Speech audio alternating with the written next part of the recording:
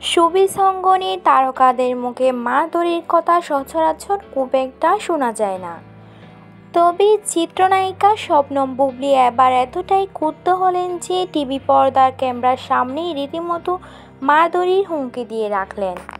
কি এমন করেছে যে কারণে কাউকে পেটানোর কথা বললেন বুবলী?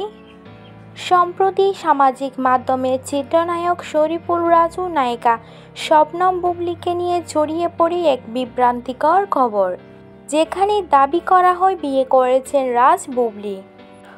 মূলত উইকিপিডিয়াতে কেউ ইচ্ছে করেই বুবলীর নামের পাশে স্বামী হিসেবে শরীফুল রাজের তথ্য সংযোজন করেন, যেখান থেকে ছড়িয়ে পড়ে এই বিয়ের গুজব।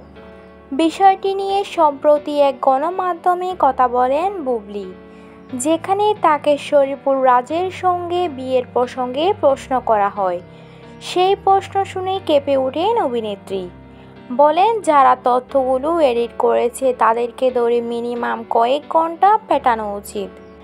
মানুষের মনে যখন নোংরামি হিংসা থাকে তখনও এসব ছড়ানোর চিন্তা ভাবনা করে।